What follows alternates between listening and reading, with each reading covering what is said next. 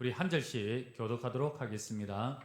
베드로가 대답하여 이르되 이 비유를 우리에게 설명하여 주옵소서.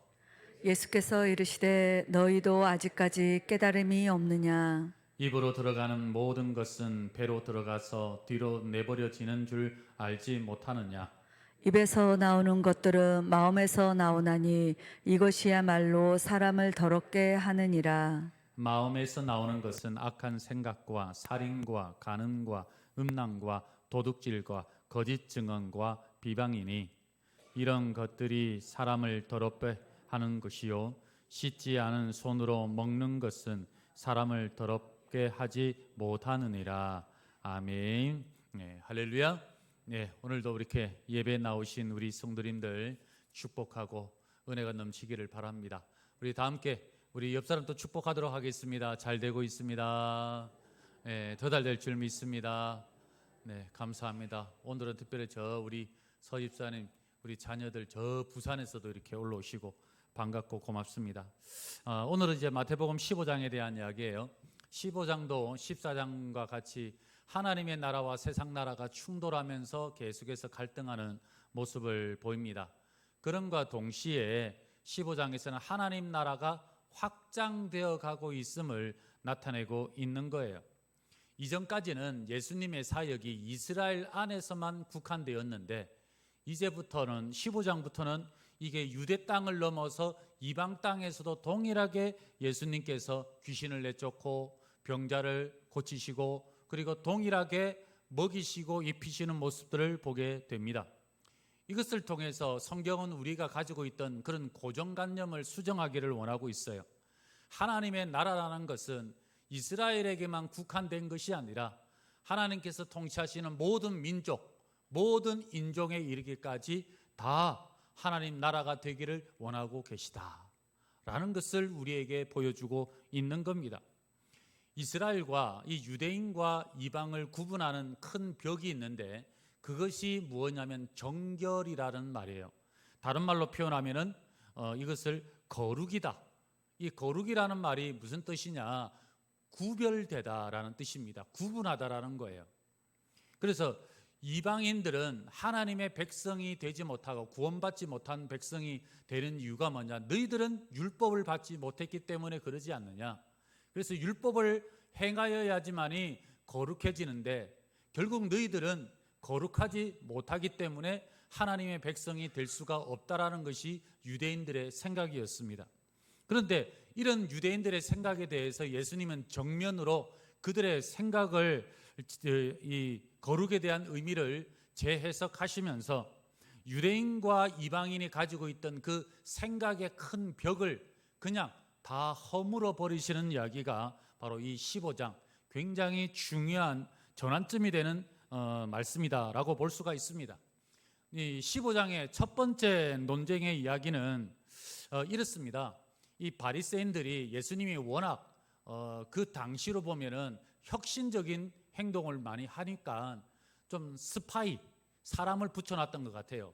무슨 말 하니, 어떤 행동하니 유심히 관찰해. 그래서 쭉 보는데 제자들이 보니까 밥을 먹을 때 손을 씻지 않고 그냥 먹는 거예요. 우리야 뭐 숟가락에 먹지만은 그 당시에는 그냥 빵 같은 거 손으로 찢어가지고 찍어서 먹고 고기 같은 거 그냥 손으로 먹고 뭐 손으로 하다 보니까 이제 그런 모습들이 보였던 모양이에요. 그래서 옳거니 하고 예루살렘에 전가를 보냅니다. 이 이야기를 들은 바리새인들이 예루살렘에서부터 갈릴리 거리가 한 170km 정도가 돼요. 우리로 보면 서울에서 한 그 대전 정도 그 정도 거리를 한 사흘길 정도 되겠죠. 옛날에는 거기를 달려와서 지금 예수님을 비난하는 이야기가 오늘 말씀의 시작입니다. 이 바리새인들은 예수님께서 죽은 자를 살리고 병자를 고치고 있는 그 권능의 손은 보지 못하고 어떻게 하면 예수님을 꼬투리 잡아서 넘어뜨릴까 이것으로만 혈안이 되어 있던 사람들이었습니다. 그러면서 그들이 이제 이 트집을 잡는 거예요. 여기에 대해서 우리 가만히 보면은 성경에서 밥 먹을 때에 손 씻고 밥 먹으라는 이야기는 안 나와요. 율법에 그런 이야기가 없습니다.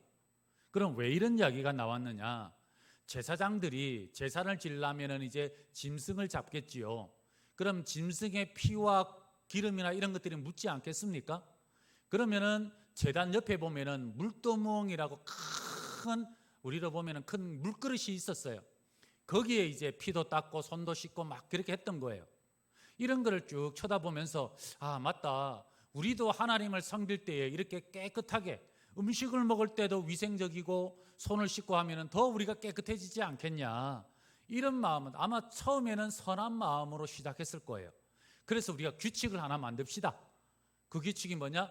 음식을 먹을 때는 손 씻고 먹는 규칙을 만듭시다. 그래서 어느 순간부터 이게 규칙이 되었고 시간이 지나면서 이것이 율법이 되어버린 거예요. 그래서 손 씻지 않고 먹으면 이거는 죄다.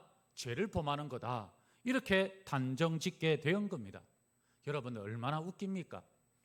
예를 들면 이런 거예요. 우리나라에도 보면 헌법이 있습니다. 헌법은 최고의 법이에요. 그런데 밑에 보면 민법, 형법 이렇게 여러 가지 법이 있지 않아요. 그런데 민법을 바꾸면서 헌법하고 충돌함에도 불구하고 민법이 헌법을 이겨버리면 이건 얼마나 웃기겠습니까? 지금 그런 일이 벌어진 거예요. 우리 2절 3절 말씀을 한번 다 같이 읽겠습니다. 시작. 당신의 제자들이 어찌하여 장로들의 전통을 범하나이까? 떡 먹을 때에 손을 씻지 아니하나이다. 대답하여 이르시되 너희는 어찌하여 너희의 전통으로 하나님의 계명을 범하느냐. 너무 웃긴 그런 코미디 같은 일이 벌어지는 것을 지적한 겁니다. 그러면서 내가 솔직하게 너희들한테 한 이야기 해줄까? 너희들이 얼마나 율법을 엉터리로 지키는지 내가 가르쳐 줄까? 그러면서 하시는 말씀이 4절부터 6절에 있는 말씀이에요. 우리 한번 다 같이 한번 읽겠습니다. 시작. 하나님이 이르시되 내 부모를 공경하라 하시고 또 아버지나 어머니를 비방하는 자는 반드시 죽임을 당하리라 하셨거늘 너희는 이르되 누구든지 아버지에게나 어머니에게 말하기를 내가 드려 유익하게 할 것이 하나님께 드림이 되었다고 하기만 하면 그 부모를 공경할 것이 없다 하여 너희의 전통으로 하나님의 말씀을 폐하는도다. 여기에 이 말씀하고 똑같이 나오는 말씀이 마가복음 7장에 보면은 나오는데 거기에 보면은 고르반이라고 하는 히브리 말이 나와요. 고르반이라는 말이 무슨 뜻이냐? 하나님 앞에 드려졌다. 이런 뜻이에요. 그러니까 부모가 성경에는 십계명에 부모를 공경하라고 그랬는데 부모가 얘야 내가 뭐 좀 병원 좀 가야 되고 뭣도 좀 사 먹고 뭐 좀 해야 되니까 돈 좀 다오. 부모를 좀 이렇게 좀 도와다오. 이렇게 하면은 부모를 공경하려면 드려야죠. 그런데 어떻게 합니까? 마음으로는 드리기 싫은 거예요. 아까운 거예요. 자식이 달라 하면 다 주면서도 부모한테는 싫은 거예요. 그러니까 고르반입니다 라고 이야기합니다. 그게 뭐냐? 아, 이거 하나님 앞에 헌금하려고 드리려고 그렇게 해서 제가 따로 빼놓은 겁니다. 그러니까 부모가 거기에 대해서 뭐라 말할 수가 없잖아요. 그러면은 진짜 그게 사실이라면 어떻게 해야 돼요? 하나님 앞에 드려야죠. 헌금을 하든 명의를 이전하든 해야죠. 그런데 그것의 관리는 여전히 누가 해요? 자기가 하는 거예요. 그럼 자기 마음대로 쓰는 거예요. 뭐 우리는 뭐 다릅니까? 예를 들어서 여러분들 하나님 우리 기업, 우리 가정, 우리 자녀들, 내 삶, 우리 교회 다 하나님의 것입니다. 우리 신앙 좋은 사람들은 이렇게 생각하고 고백하잖아요. 그런데 관리는 누가 합니까? 담임 목사가 하잖아요. 가정은 여러분들이 하지 않습니까? 그런데 관리는 할 수 있어요. 그런데 누구 마음대로? 내 마음대로. 주의 말씀의 뜻대로 관리하는 것이 아니라 여전히 우리는 내 마음대로 관리하고 있는 모습. 그 당시에 이 유대인들 율법이 얼마나 모순적이고 악한지를 그대로 고발하고 있는 예수님의 말씀이라는 거예요. 그러면서 예수님께서 이사야 선지자의 말씀을 인용합니다. 우리 8절 9절 말씀 같이 읽겠습니다. 시작. 이 백성이 입술로는 나를 공경하되 마음은 내게서 멀도다. 사람의 계명으로 교훈을 삼아 가르치니 나를 헛되이 경배하는도다 하였느니라 하시고, 입술로는 경배하는데 마음은 이미 떠나가 있는 거예요. 그러니까 주님께서 이걸 뭐라고 말씀하십니까? 이거는 헛되이 경배하는 거다. 진짜 하나님을 섬기고 경배하는 게 아니다. 중요한 게 뭐예요? 입술이 중요하다는 거예요? 마음이 중요하다는 거예요? 마음이 중요하다는 것을 말씀하고 있는 겁니다. 여기에서 아주 중요한 메시지가 등장을 해요. 유대인과 이방인을 구분하는 게 율법이라고 그랬어요. 율법의 핵심은 뭐냐? 정결이라고 그랬습니다.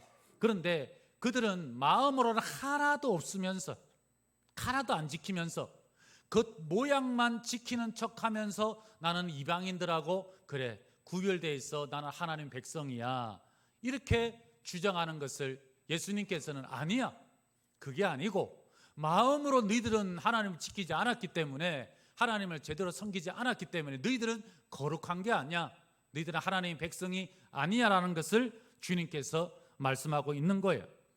거룩은 몸을 깨끗하게 하는 것, 물론 그것도 필요할 수 있지만, 그러나 진짜 본질은 뭐예요? 마음이 중요하다라는 거예요.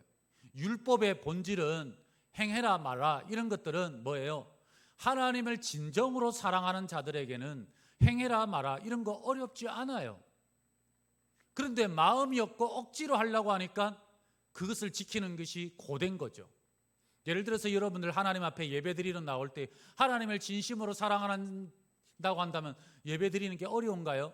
오히려 적글고 기다리고 막 오늘 빨리 갔으면 좋겠네, 시간이 지났으면 좋겠네, 그러겠지만 하기 싫으면은 그냥 억지로 이 자리에 나와가지고 이거 안 나오면 용돈 안 준다고 막 하도 엄마가 협박하니까 그렇게 나오고 막 억지로 나오면 이 자리가 얼마나 괴롭겠습니까? 율법이 그랬다는 거예요. 그래서 예수님께서 하시는 말씀이 뭡니까? 겉이 이게 중요한 게 아니라 진짜 중요한 것은 마음이라는 것을 우리 말씀하고 있는 겁니다. 11절 우리 같이 읽겠습니다. 시작. 입으로 들어가는 것이 사람을 더럽게 하는 것이 아니라 입에서 나오는 그것이 사람을 더럽게 하는 것이니라. 여러분들, 성경의 본질, 핵심이 어디에 있는지를 우리에게 말씀하고 있는 거죠. 요즘에 이런 말이 있잖아요. 영혼 없는 말. 말은 정말 청산유수처럼 잘하는데 그 안에 마음이 없으면 영혼 없는 말이라고 그러잖아요. 우리가 삶을 살면서 사람을 만나면서 행하는 모든 일 가운데 그냥 사회생활 해야 되니까 어쩔 수 없이 영혼 없는 말 하는 경우들이 많습니다. 부부들도 영혼 없는 말로 그렇게 살아가는 경우들이 많아요. 왜? 돈 들어가는 것도 아니니까.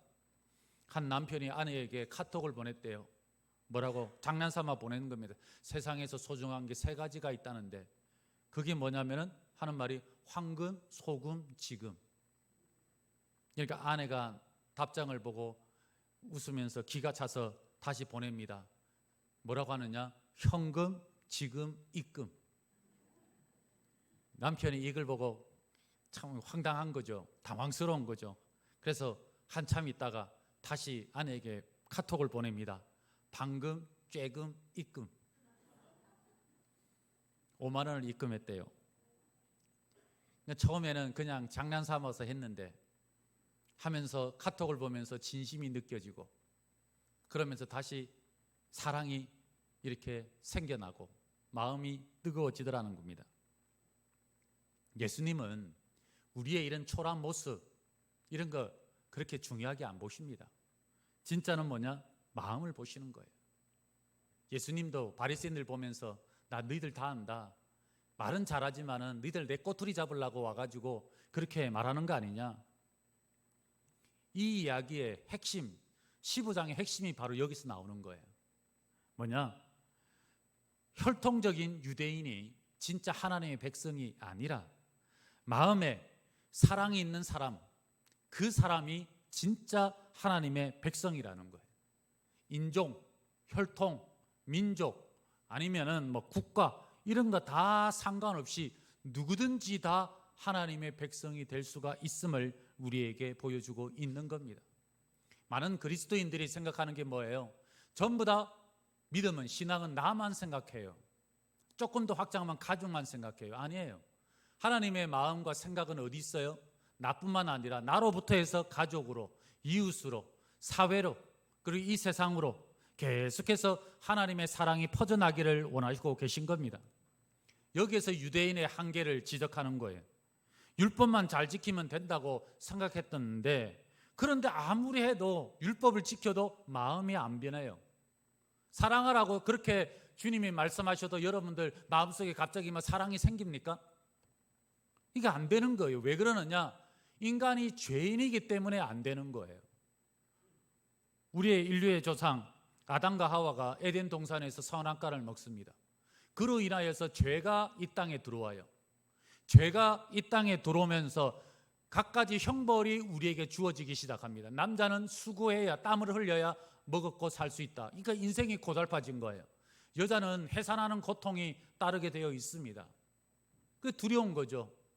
뿐만 아니라 땅은 가시와 엉겅퀴를 낸다고 성경은 기록해요. 그러니까 세상이 옛날 같지가 않은 거예요. 그렇게 먹고 살기 힘든데 이것이 진짜 형벌, 이거는 겉으로 드러나는 것이고 진짜 형벌의 본질은 뭐냐? 마음이에요. 그 마음에 하나님의 그 사랑을 잃어버린 것이 형벌의 본질이라는 거예요. 그래서 남의 것을 빼앗고 미워하고 싸우고 다투고 시기하고 분노하고 질투하고 이런 것들이 다 우리들 마음속에, 그것이 죄의 형벌의 가장 본질적인 그런 것이라는 겁니다. 심지어는 부모를 사랑한다고, 자녀를 사랑한다고 하지만 자녀를 어떻게 키워요? 너무 사랑해가지고 그것까지도 집착하게 만들고 오히려 자녀를 내 소유로 만들고, 우리가 그런 마음 가지고 있지 않습니까? 이런 것까지, 정말 사랑이라고 하는 정말 깨끗하고 순수한 것까지도 이 죄가 물들어가지고 그렇게 변질시키고 왜곡시키는 거예요. 예수님께서 이 땅에 오신 이유가 뭡니까? 그것은 이렇게 죄로 인하여서 병들었던 마음, 잃어버렸던 그 사랑을 다시 회복시키시려고 이 땅에 오신 거예요. 그런데 회복시키기 위해서는 세상의 그 어떠한 종교도, 그 어떠한 가르침도 이 사랑을 회복시킬 수가 없어요. 단 유일한 방법이 뭡니까? 예수님께서 십자가에 죽으심으로 하나님께서 우리에 대한, 우리 죄인들을 향한 자신의 사랑을 보여주심으로 그 사랑이 회복할 수 있는 길을 열어주신 거예요. 그래서 우리는 주님의 그 십자가의 그 죽으심과 피 흘리심과 그 사랑을 보면서 뭘 느끼는 겁니까? 아, 진짜 사랑이 이런 거구나. 진짜 사랑을 그러니까 우리가 이 사랑을 보고 배워야 되겠구나. 본다고 되나요? 안 되죠. 그래서 성령님을 우리 가운데 보내세요. 성령님을 보내셔서, 그전에는 그냥 우리가 미워하고 싫어하고 그랬는데 성령님께서 내 안에서 일하시면서 갑자기 미워하는 마음이 줄어요. 사랑하는 마음이 생겨요. 고린도전서 13장에 보면 믿음, 소망, 사랑 중에 그 중에 제일은 뭐라고요? 사랑을 이야기하지 않습니까? 바로 우리에게 그 잃어버렸던 사랑, 주님 아니면은, 성령님이 아니시면은 회복할 길이 없기 때문에 그 사랑, 이 막 고장나버리는 이 마음을 주님께서 고쳐주시려고 이 땅에 오신 줄 믿으시기를 바랍니다. 여러분의 마음은 어떻습니까? 우리가 예수님 믿는다고 하면서 여전히 미워하고 여전히 괴로워하고 여전히 막 뒤에서 수근수근 거리고 모략하고 여전히 여러분들 미워하지 않습니까? 바로 그게 우리의 연약한 마음이에요. 그렇다고 해서 갑자기 사랑하자고 부둥켜 안는다고 해서 뭐 미워하는 부부가 막 갑자기 사랑해집니까? 아니에요. 교회 나와서 말씀 듣고 여러분들 예배드리고 또 집에서 말씀 읽고 기도하면서 정말 안 되면 하나님 앞에 기도하십시오. 하나님, 내 안에 좀 사랑을 부어 주십시오. 사랑을 좀 심어 주십시오. 그렇게 하면은 주님께서 여러분의 마음을 따뜻하게 만들어 주실 줄 믿습니다. 지금 이 시대에 잃어버렸던 게 뭐예요? 이 시대가 살기 좋기로는 정말 우리 인류 역사상 이렇게 좋은 시대가 없잖아요. 그런데 왜 사람들이 수없이 자살하고 괴로워하고 소망을 잃어버리고 삽니까? 그것은 사랑이 없으니까. 자꾸만 우리 보고 유대인이냐 이방인이냐 내 편이냐 누구 편이냐 가르지 마세요. 우리나라 사람들 제일 잘하는 게 편 가르는 거 아닙니까? 여당이냐 야당이냐 좌파냐 우파냐 누구냐 좀 가르지 마세요. 그것 하나님께서 성경에서 죄라고 분명히 지적하고 있는 내용입니다. 오히려 우리가 해야 될 것은 뭐냐? 나눠진 것을 우리가 들어가서 하나로, 사랑의 띠로 하나로 묶는 것. 이것이 바로 우리가 해야 될 사명인 줄 믿습니다. 바로 예수 그리스도를 믿는 우리가 주님의 사랑을 본받아서 나가서 행하는 것, 바로 그것을 이야기를 하는 거예요. 그러니까 예수님께서 이 사랑하는 마음 들고 이제는 내가 이방 땅으로 갈 거야. 그래서 이제 다음에 이어지는 이야기가 수로보니게 여인에 대한 이야기입니다. 수로보니게 여인은 가나안 여인이었어요. 이방 여인이었어요. 지금에 보면은 저 이스라엘 북쪽에 보면 레바논 땅 있죠. 레바논 땅, 뭐 베이루트 이런데 거기를 말하는 거예요. 거기에 가가지고 한 여인을 만납니다. 이 여인을 만나는데 이 여인이 찾아와요. 병들었어요. 누가? 딸이. 그러니까 예수님께 와서 주님 좀 더 살려달라고 이야기합니다. 보통 사람 같으면 다 안아주고 환영하고 고쳐주실 텐데 예수님의 반응이 아주 특이합니다. 세 가지 반응이에요. 첫 번째, 침묵하세요. 두 번째는 거절하십니다. 무관심하세요. 예. 그 다음에 세 번째는 뭐냐? 모욕감을까지도 줍니다. 왜 그럴까? 보통 예수님 같으면 전혀 그러지 않는데 왜 그럴까? 이해가 안 되죠. 근데 이런 모습들이 우리의 신앙 가운데도 있을 수 있다는 거예요. 제일 처음에 예수님의 반응이 침묵입니다. 거들떠 보지도 않아요. 우리 23절 말씀 한번 다 같이 읽겠습니다. 시작. 예수는 한 말씀도 대답하지 아니하시니 그 여자가 우리 뒤에서 소리를 지르오니 그를 보내소서. 그냥 조용히 찾아온 것도 아니고 뒤에서 막 괴성을 지르면서 시끄러울 정도로 막 소리를 질러요. 좀 살려달라고. 우리 딸 좀 살려주세요. 얼마나 간절했겠습니까? 그런데 예수님은 들은 채 만채예요. 마치 헤드폰 꽂고 음악 듣듯이 관심도 없어요. 답답하죠? 아니 왜 예수님께서 그렇게 하시나? 다 이유가 있는 거예요. 인디안들에게는 특별한 성인식이 있다고 합니다. 12살이 되면은 이 아이를 늑대나 곰이 나오는 숲에 갖다 보내는 거예요. 그리고 밤을 새서 다음날 아침이 돼서 나와야 이 아이는 성인이 되는 거예요. 그럼 그렇지 못하면 어떻게 되겠어요? 나이 먹어도 인정 못 받겠죠. 그러니 아이가 무서워가지고 막 덜덜 떨면서도 12살 아이가 숲에 들어가가지고 하룻밤을 지내는 겁니다. 지낸 동안에 얼마나 무섭겠어요? 얼마나 두렵겠어요? 얼마나 죽음에 대한 공포를 느끼겠어요? 만약에 늑대가 탈라오면 어떡하지? 곰이 다가오면 어떻게 하지? 얼마나 두렵겠어요? 그럼에도 불구하고 이 아이는 견뎌냅니다. 그러면서 하룻밤을 보내지만은 그 하룻밤이 지금까지 살아왔던 것보다 더 많이 자기 내면을 성장시키는 계기가 되는 거죠. 그런데 알고 봤더니 아이를 보내고 난 뒤에 어른 인디안들이 한 20명이 그 아이 주변을 삥 둘러서 곰이 오면 막아주고 늑대가 오면 쫓아내고 그렇게 하더라는 거예요. 하나님께서도 우리에게 침묵하실 때가 있습니다. 아무리 기도해도 반응이 없어요. 대답이 없어요. 하나님이 침묵하신다고 해서 우리를 방관하지 아니하신다라는 기억하십시오. 여전히 하나님은 우리를 예의주시하시면서 지켜보고 계신 거예요. 그리고 어떻게 반응하는지를 살펴보고 계신 거예요. 그 다음에 두 번째 반응이 그 다음부터는 더 기가 막힙니다. 24절 25절 우리 한번 같이 읽겠습니다. 시작. 예수께서 대답하여 이르시되 나는 이스라엘 집에 잃어버린 양 외에는 다른 데로 보내심을 받지 아니하였노라 하시니 여자가 와서 예수께 절하며 이르되 주여 저를 도우소서. 이쯤 되면 서섭할 일이죠. 아니 이제까지 와서 했는데 갑자기 예수님께서 나는 유대인들 외에는 관심이 없어 그냥 단칼에 거절해버려요. 우리 같으면 암만 그래도 그렇지 이거 갑질하시는 거 아닙니까? 뭐 이렇게 소리칠 만한데 이 여인은 어떻게 합니까? 예수께 절하며 절하다고 이야기해요. 이 절하다는 말에 헬라어가 무슨 말이냐면은 프로스케오라라고 하는 유명한 말이에요. 이 말이 뭐냐? 예배하다는 뜻이에요. 거절당할 때 이 여인은 뭘 배웁니까? 예배를 배우는 거예요. 내 힘으로 할 수 있을 때는 어떻게 합니까? 아니 냅두세요 주님, 제가 알아서 하겠습니다. 저 돈 있습니다. 시간 있고 힘 있어요. 얼마든지 제 능력으로 할 수 있습니다. 할 수 있어요. 솔직히 우리가 대부분의 일을 그렇게 처리하지 않습니까? 그런데 내 힘으로 할 수 없을 때는 어떻게 해요? 어떻게 합니까? 우리가 열심히 기도했어요. 기도했는데 하나님께서 내 기도했던 내용하고 정반대로 응답하세요. 얼마나 답답하겠습니까? 그럴 때 여러분들 어떻게 하세요? 그냥 뛰쳐나갑니까? 아니죠. 그때 엎드리는 거예요. 그래도 엎드리는 거예요. 그러면서 주님을 예배하는 법, 주님께 나가는 법, 주님을 경배하고 섬기는 법, 그것을 깨닫게 되는 겁니다.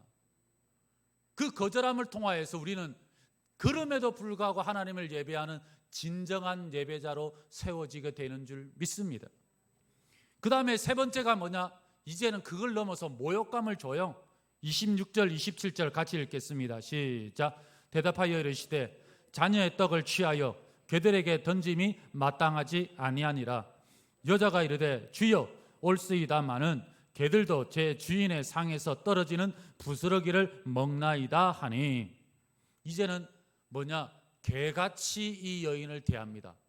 아이 좋아요, 뭐 거절하는 것까지는 이해하는데 이거는 진짜 해대도 너무하는 거 아닙니까? 어떻게 사람을 개에 비유하면서 그렇게 말할 수가 있습니까? 그렇게 여길 수도 있어요. 그런데 이 여인은 어떻게 반응합니다? 맞습니다. 저는 개같보다 못한 존재입니다. 다른 말로 뭐예요? 맞습니다. 저는 주님 죄인입니다.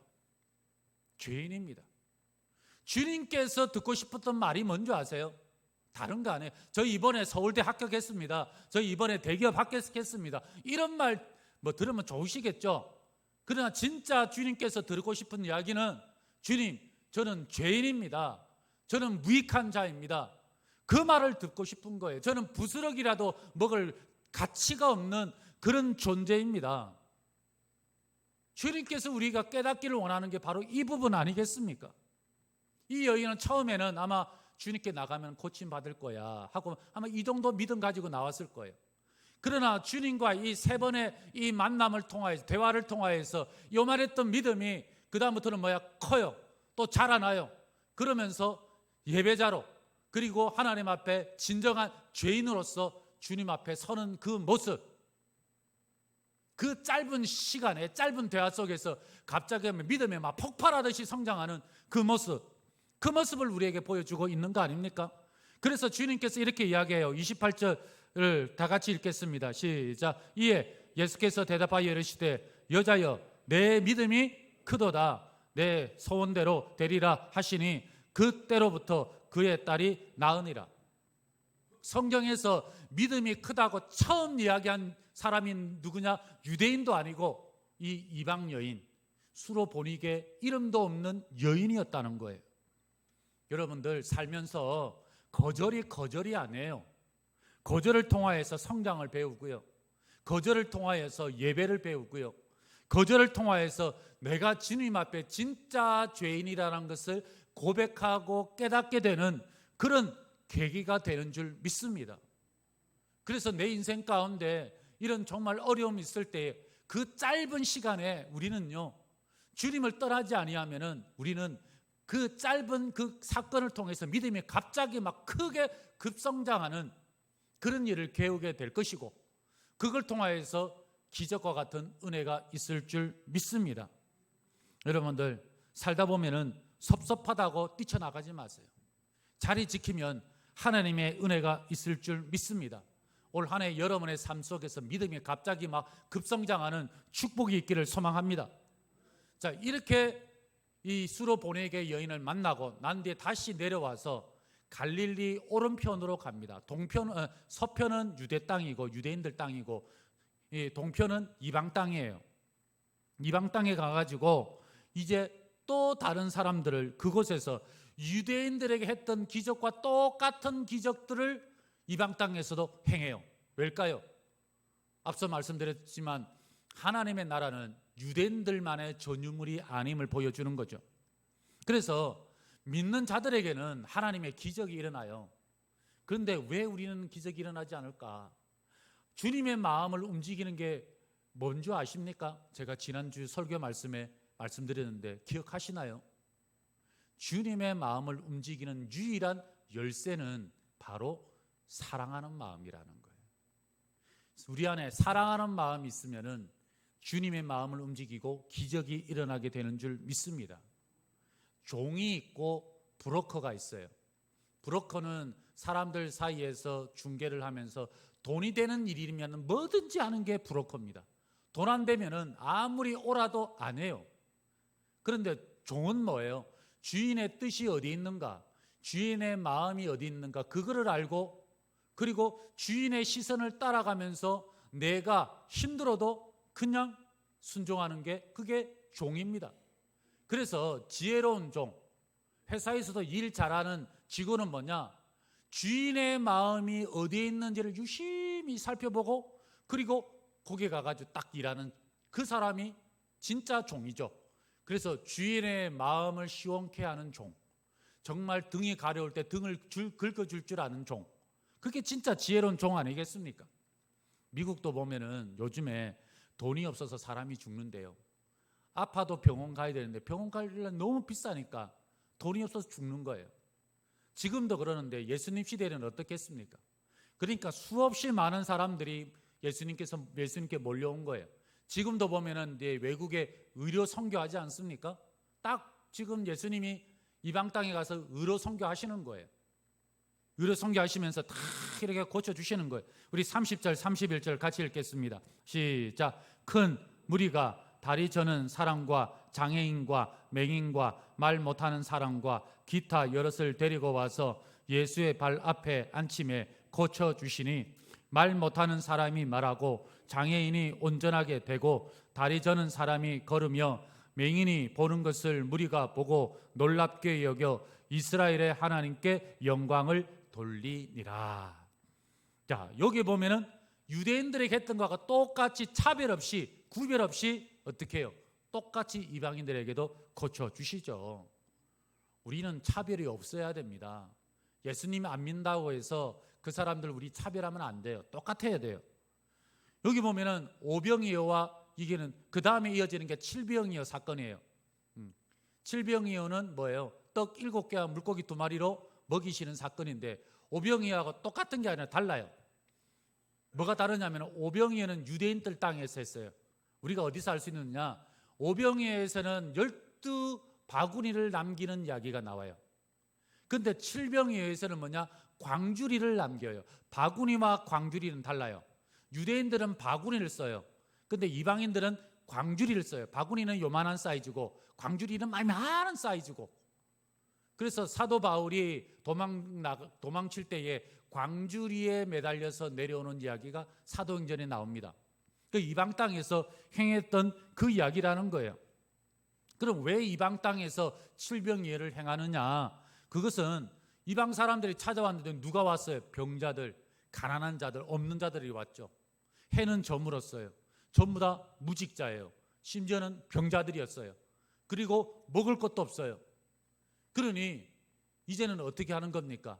유대 땅에서 오병이어를 통해서 천국 잔치가 벌어졌던 것처럼 이제는 이방 땅에서도 똑같이 차별 없이 천국 잔치가 벌어지게 된 거예요. 이런 기적이 일어나게 된 겁니다. 오병이어도 기적이 일어났던 이유가 뭐예요? 긍휼하심을 가졌기 때문에. 그럼 칠병이어는 왜 기적이 어떻게 일어나겠습니까? 주님의 마음이 왜 움직였을까요? 그게 32절 상반절에 이렇게 이야기합니다. 예수께서 제자들을 불러 이르시되 내가 무리를 어떻게 한다고요? 불쌍히 여기노라. 이게 핵심이에요. 이게 열쇠예요. 우리 교회가 하나님의 축복과 성장과 부흥을 받을 수 있는 열쇠가 뭐예요? 여기에 있는 거예요. 우리가 긍휼한 마음과 사랑하는 마음으로 가족을 대하고 이웃을 대하고 이 지역을 대하고 나갈 때에 주님의 마음이 움직이게 될 줄 믿습니다. 우리가 이것이 있기 때문에 우리가 살아나는 거예요.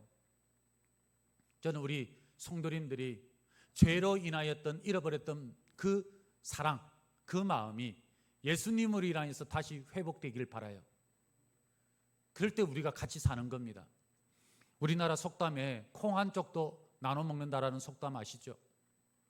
얼마나 먹을 게 없었으면 콩 한 쪽을 나누겠어요. 이 속담의 유래는 아실 거면 너무 가난했기 때문에 그래요. 너무 먹을 게 없으니까. 나만 먹을 게 없는 게 아니라 옆집도 없고 앞집도 없어요. 서로가 형편을 다 알아요. 그렇기 때문에 나만 잘 먹어서 나만 잘 살면 될 게 아니라 다음에 올해는 사는데 내년에 옆에 없으면 다 같이 나도 죽으니까. 그걸 아니까 우리 집에 내가 콩 한 쪽 있으면 불러서 그것마저도 나눠 먹지 아니하면은 나도 죽고 옆에도 죽고, 그래서 살기 위해서 하는 거예요. 그게 콩 한 쪽도 나눈다는 속담이에요. 그래서 옛날에 농사 지을 때 어떻게 합니까? 둘의 품앗이 아시죠?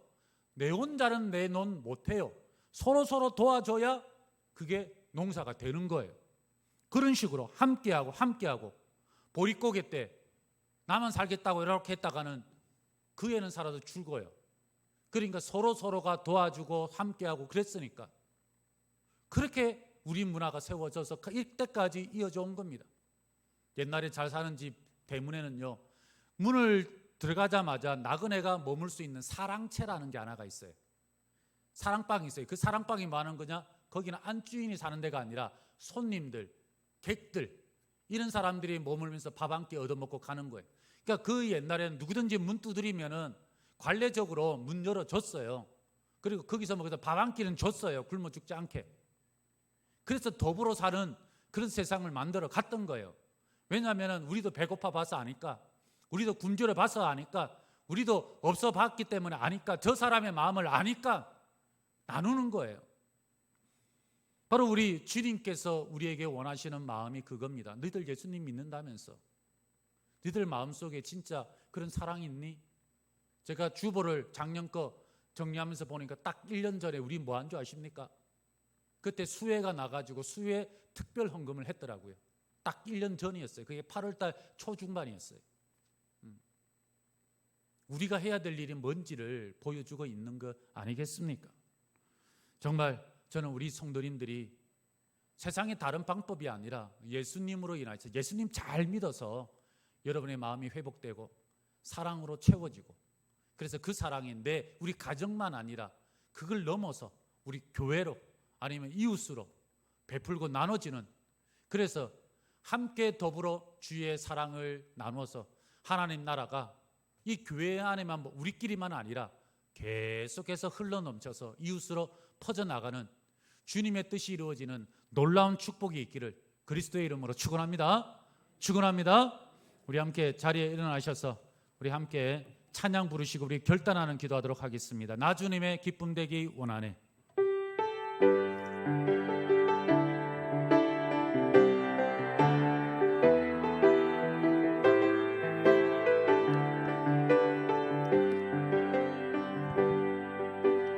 나 주님의 기쁨 되기 원하네. 내 마음을 새롭게 하소서. 새 부대가 되게 하여 주사. 주님의 빛 비추게 하소서. 내가 원하는 한 가지 주님의 기쁨이 되는 것. 내가 원하는 한 가지 주님의 기쁨이 되는 것. 내가 원하는 한 가지, 내가 원하는 한 가지 주님의 기쁨이 되는 것. 내가 원하는 한 가지 주님의 기쁨이 되는 것. 우리 함께 기도할 때에 하나님, 주님의 마음을 품게 하여 주시옵소서. 예수님 믿는다고 하면서 여전히 마치 저 말라버리는 호숫가의 그 바닥과 같이 내 안에 사랑은 온데간데 없고 욕심과 시기와 질투만 가득하지 않습니까? 그러면은 예수님 제대로 믿는 거 아니에요. 주님 제대로 믿으면서 주님 마음 품기를 원합니다. 이 사랑하는 마음으로 주의 복음 들고 빵을 들고 물고기 들고 이웃으로 나가서 그들에게 베풀어주고 함께하고 가족이 되어주고 하나님 나라를 세워가고 확장하는 그 사명 감탄케 하여 주시옵소서. 우리 그 주님의 사랑하는 마음 달라고 우리 합심해서 한번 기도하겠습니다. 살아계신 하나님 함께하여 주시옵소서. 죄악으로 사라졌던 우리의 마음이 회복되기를 원합니다. 예수님으로 인하여서 우리가 다시 변화되고 달라지고 회복되어서 주님의 사랑 가지고 나가기를 원하오니 주님 도와주시옵소서. 하나님, 주님 주신 그 복음과 하나님 물고기와 떡을 들고 가정을 넘어 이웃에게, 교회를 넘어 이 세상에, 이 사회에 나가서 그들 가운데 주의 사랑을 전하고 하나님 나라를 전파하게 하여 주시옵소서. 하나님, 정말 죄악으로 물들었던, 잃어버렸던 주님의 그 사랑, 예수님으로 말미암아 주님의 그 사랑을 품게 하여 주시옵소서. 우리가 이 사랑 들고 가정을 넘어서기를 원합니다.